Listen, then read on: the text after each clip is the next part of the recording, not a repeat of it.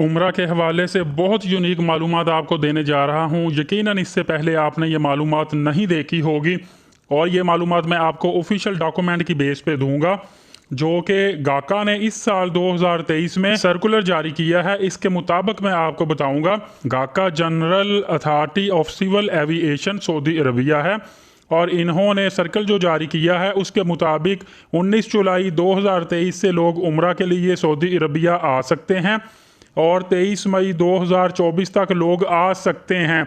मतलब लास्ट जो एंट्री होगी वो 23 मई 2024 को एंट्री होगी और लास्ट जो एग्जिट होगा वो 6 जून 2024 को एग्जिट होगा। उसके बाद आपको पता है कि हज का सीज़न शुरू हो जाएगा और हज के सीज़न में सिर्फ हुज्जाज कराम ही आ सकते हैं।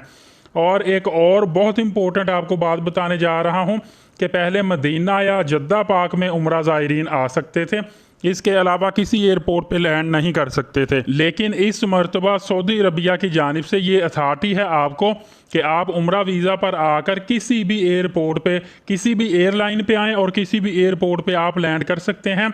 ना आपके लिए ज़रूरी है कि आपने एक ही एयरलाइन पे आना है, सऊदी एयरलाइन, ना आपके लिए ज़रूरी है कि आपने जद्दा ही लैंड करना है, आप किसी भी जगह जा सकते हैं। नाज़रीन इकराम, आपको पता होगा कि उम्रा वीज़ा ई वीज़ा होता है और इस वीज़े की एक वैलिडिटी होती है, एक स्टे ऑफ पीरियड होता है। जो वैलिडिटी होती है ये जब आपको उम्रा वीज़ा इशू होता है उसके बाद जब तक आप फ्लाई नहीं करते, मतलब सऊदी अरबिया में लैंड नहीं करते, तो इसकी वैलिडिटी होती है 90 डेज़ के लिए। और एक स्टे ऑफ पीरियड होता है, जब आपने सऊदी अरबिया में लैंड कर दिया है उसके बाद आप उम्रा वीज़ा में कितनी देर तक सऊदी अरबिया में क़याम कर सकते हैं, इसको स्टे ऑफ पीरियड बोलते हैं। वैलिडिटी भी 90 डेज़ की है, स्टे ऑफ पीरियड भी 90 डेज़ का है। पहले आपको पता था कि जब स्टिकर वीज़ा लगता था तब 30 डेज़ का लगता था, लेकिन जब से ई वीज़े का इजरा हुआ है तब से 90 डेज़ का आपका उम्रा वीज़ा हो चुका है। और इसी तरह जब आपको वीज़ा मिलेगा, कुछ वीज़ों में 90 डेज़ टोटल वैलिडिटी लिखी होती है और कुछ वीज़ों के अंदर डेट ऑफ एक्सपायरी लिखी होती है कि इतनी देर में ये एक्सपायर हो जाएगा। लेकिन आपने एक बात का ख्याल रखना है कि अगर आप ओवर स्टे कर जाते हैं, मतलब अगर आपका 90 डेज़ का वीज़ा है तो आप 90 डेज से ज़्यादा देर सऊदी अरबिया में क़याम करते हैं तो फिर ट्रैवल एजेंट जिसने आपको वीज़ा दिया होता है उसको बहुत ज़्यादा प्लेंटी पड़ती है, तकरीबन 25,000 रियाल के करीब उसको प्लेंटी पड़ती है आपके ओवर स्टे होने की वजह से। और डेफिनेटली वो जितनी भी ये अमाउंट है वो आपसे लेगा, क्योंकि आप किसी न किसी रेफरेंस से ट्रैवल एजेंट के थ्रू गए होंगे। अगर ट्रैवल एजेंट आपको जानता नहीं है तो वो कभी भी आपको सऊदी अरबिया के लिए उम्रा वीज़ा या विजिट वीज़ा नहीं देता। और जब भी आप किसी से भी वीज़ा लेते हैं उम्रा वीज़ा, तो बाय डिफ़ॉल्ट ही इसमें आपको इंश्योरेंस पॉलिसी भी मिलती है जो कि 90 डेज़ के लिए आपका टोटल जो डेज़ ऑफ स्टे है उसको कवर करती है। ये तमाम चीज़ें उम्मीद है क्लैरिफाई होगी। और एक और आपको बात बता दूं कि ये जो इंश्योरेंस पॉलिसी होती है तकरीबन 1 लाख सऊदी रियाल को ये कवर करती है। इसमें किसी भी खुदा न खास्ता एक्सीडेंट की सूरत में, कोई हार्ट का मसला, आर्थो का मसला, डेंटल का मसला, किसी भी किस्म का मसला, इस सूरत में ये आपको पॉलिसी कवर करेगी। इसके अलावा लेडीज़ के लिए गायनी का इशू जिनके लिए होता है उनके लिए भी ये पॉलिसी कवर करती है।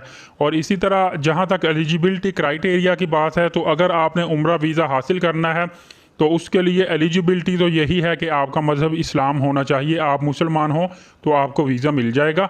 और अगर डॉक्यूमेंट देखे जाएं तो सिर्फ पासपोर्ट की कॉपी आपको चाहिए होगी और तस्वीरें चाहिए होगी। इसी तरह जो वीज़ा फ़ी है, अगर आप इंडिविजुअली वीज़ा लेते हैं तो उसकी फ़ी ज़्यादा होती है और अगर आप ग्रुप में या बल्क में जाते हैं उसकी फ़ी कम होती है। वैसे हो सकता है ट्रैवल एजेंट आपको ना बताए, क्योंकि ये स्पेशली ट्रैवल एजेंट के लिए है कि अगर ट्रैवल एजेंट के पास कोई इंडिविजुअली आता है तो उसकी वीज़ा फ़ी उसको ज़्यादा पे करनी पड़ती है। तकरीबन 44,000 रुपीज़ से लेकर 52,000 पाकिस्तानी रुपीज़ के अंदर इंडिविजुअली तौर पे वीज़ा लग जाता है जो उम्रा वीज़ा है। और अगर बल्क क्वांटिटी में ग्रुप की सूरत में वीज़ा लगवाएं तो फिर तकरीबन जो वीज़ा रेट है वो कम हो जाता है।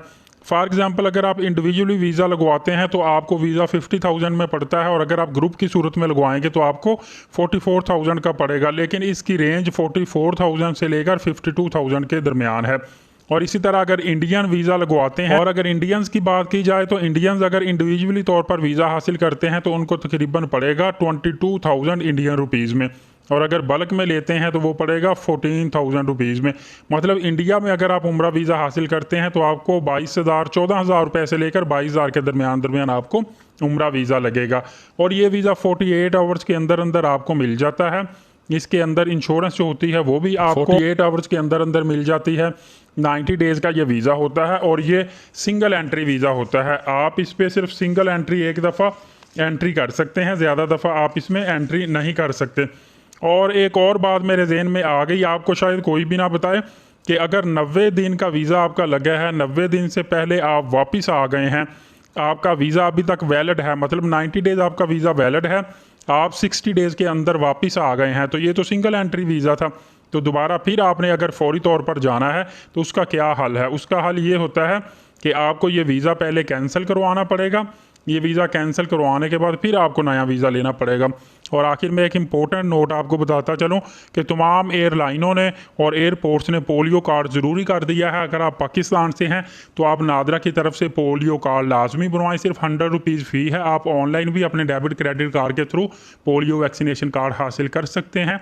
इसके बगैर आपको एयरपोर्ट में एंट्री नहीं मिलेगी, आपको परेशानी होगी। लिहाजा आपने हर सूरत में पोलियो वैक्सीनेशन कार्ड लाजमी बनवाना है। अल्लाह ताला आपकी मालूमात में इजाफा फरमाए। और आपको यकीनन वीडियो अच्छी लगी होगी, चैनल लाजमी सब्सक्राइब करें, वीडियो को शेयर करें, इंपॉर्टेंट मालूमात ही दूसरों तक भी पहुँच सके। इजाज़त दीजिए, बहुत शुक्रिया, अल्लाह हाफिज़।